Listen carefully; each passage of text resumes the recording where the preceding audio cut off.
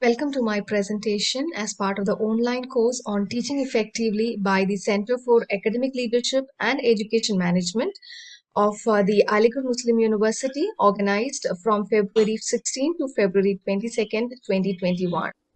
And myself, Dr. Farzana S. Hussain. I work as Assistant Professor in the Department of Commerce, MES College, India. And today the topic I'm going to deal is ratio analysis, which is a very powerful tool of financial statement analysis. To give you a brief introduction, the objective of today's session is to understand the ratio analysis as a tool of financial statement analysis.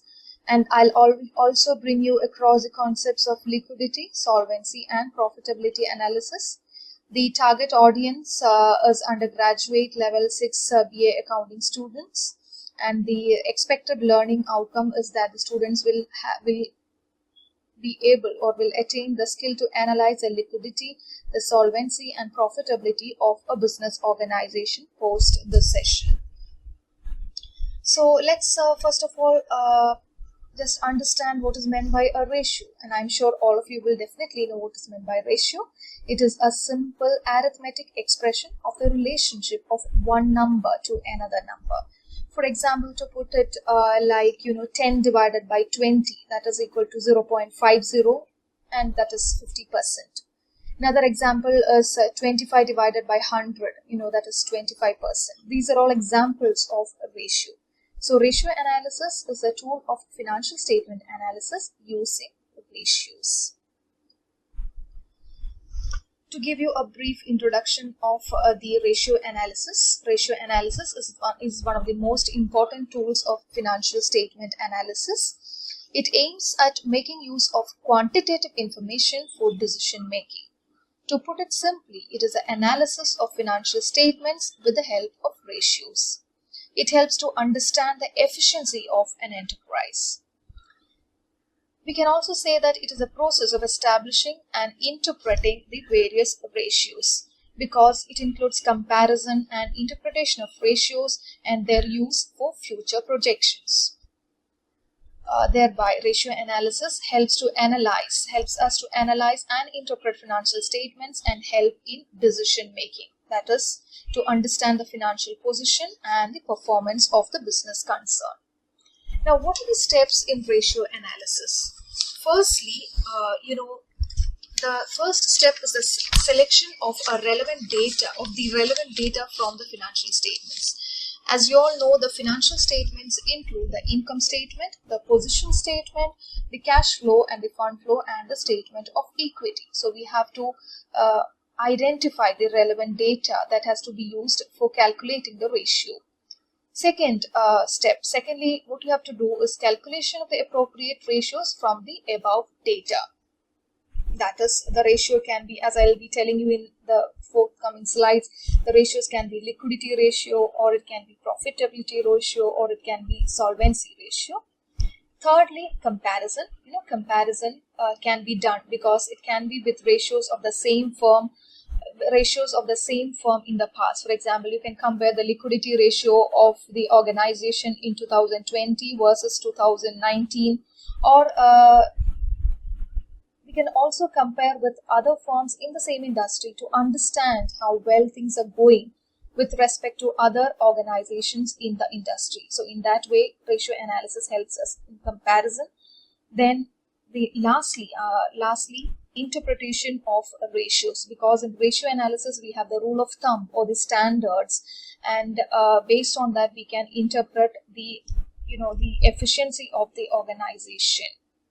So these are the broad steps in the ratio analysis. Ratio analysis, today we're going to deal with liquidity ratio. Broadly, we can say that ratio analysis, there are liquidity ratios, there are solvency ratios, and profitability ratios. Most importantly, today we'll be dealing with the liquidity ratio and the solvency ratio, and keep the profitability ratio for our next class. And liquidity ratio, before going into the ratios, let me just bring you back to the concept of liquidity. Liquidity ratio, or the concept of liquidity, it helps us to understand, or it is aimed to understand the concerns it helps us to understand the ability of the concern to meet its current obligations as and when it becomes due. That is how strong the organization is to meet its short-term obligation, short-term repayments. Second ratio that we're going to deal today is the solvency ratio. It deals with the ability of a concern to meet its long-term obligation. By long-term obligation, what is meant is the payment of interest on long-term borrowings and also the repayment of principal amount in case the long-term borrowing reaches its date of maturity. And another important ratio is a profitability ratio, which actually measures the profitability of the organization in relation to its sales. Now let us move on to the ratios. Firstly, we'll study the liquidity ratio. The three important liquidity ratios are the current ratio, the quick ratio, and the absolute liquid ratio. The current ratio is the ratio of current assets to the current liabilities. To put it in short form, CA divided by CL. It is a measure of general liquidity and is mostly used to make the analysis of short-term financial position or the liquidity of a firm. And the rule of thumb is 2:1. The rule of thumb for current ratio is 2:1. That is, what it means that the current assets, the value of current assets double the current liabilities is considered to a satisfactory situation for an organization. The second ratio is the quick ratio. Quick ratio is the ratio of liquid assets to current liabilities. It is a more rigorous test of liquidity than the current ratio. And an asset is said to be liquid. You will be wondering what the difference is between the current asset and the liquid asset. Okay, an asset is said to be liquid if it can be converted into cash within a short period without loss of value. And in that sense, inventories cannot be termed as liquid asset because they cannot be converted into cash immediately without sufficient loss of value. Similarly is the case of prepaid expenses. So to put it in short, liquid assets are current assets minus inventory and prepaid expenses. Liquid assets are same as current assets except that liquid assets does not include inventory or the prepaid expenses. So quick ratio is the ratio of liquid assets to current liabilities. And the rule of thumb for a quick ratio is 1:1, which means that it is considered satisfactory if the liquid asset is equal to current liabilities.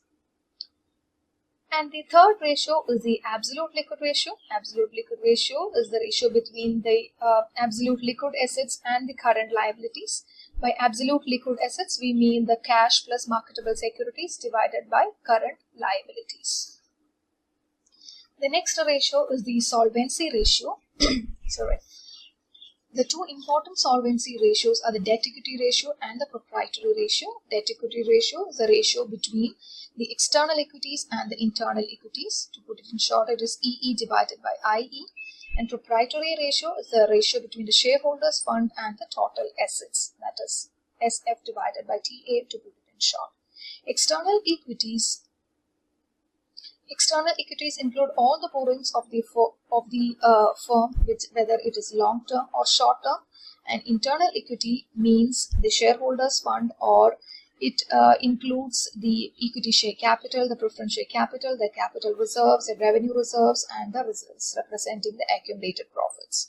And this debt-equity ratio is calculated to measure the extent to which the debt financing has been used in the business. And the ratio indicates a proportionate claim of owners and outsiders against the firm's assets. Another important solvency ratio is the proprietary ratio, that is the shareholders' fund divided by total assets. Shareholders' fund is same as internal equities, and total asset is the total of the assets as seen in the balance sheet. Higher the ratio or share of the shareholders in the total capital of the company, better is the long-term solvency position of the company. Now, there are certain profitability ratios as well, which we will be dealing in the next class. And what is utility of ratio analysis? It helps in decision making, it helps in financial forecasting and planning, in communicating, then to exercise control, and it also gives useful information to shareholders, the creditor, the employees, the government, and the tax. And it also important for tax audit requirement. Now let us just go to a question quickly. This is the balance sheet. It has data for 2 years, 2007 and 2008. These are the fixed assets, goodwill, land and building, plant and machinery, patents. Then the current assets are the stock, the sundry debtors, the bills receivable, the marketable securities, the cash balance, and the prepaid assets are the the current assets. Then we have the internal equities as equity share capital and the reserve fund, and the external equities, that is outside debt as debentures, mortgage loans, sundry creditors, bills payable, bank overdraft, outstanding expenses, and the tax liabilities. Let us quickly go to how to find out the various ratios with respect to this particular question. I'll just quickly take you to an Excel sheet wherein I have already marked these things. As we have already discussed, the liquid ratios are three. First one, current ratio, that is current assets divided by current liabilities. I have marked the current assets in red. See, the stock, the debtors, the bills receivable, the marketable securities, the cash balance, the prepaid expenses, all when you get total it, 1,50,000 plus 1 lakh plus 80,000 plus 18,000 plus 40,000 plus 2,000. They are the current assets.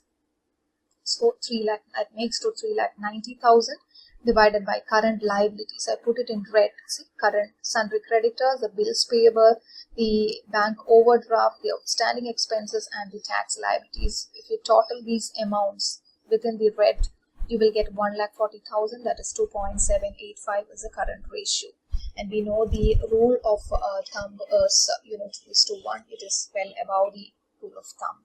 So it is considered satisfactory. Secondly, the ratio is quick ratio, that is liquid assets divided by current liabilities. See, in liquid assets, which I put in green color, I have excluded stock and prepaid expenses. Remember I told you, quick assets the same as current assets except for stock and prepaid expenses, so I have removed them, and so the liquid assets totaling will be 2,38,000 divided by current liabilities 1,40,000 equaling to 1.7.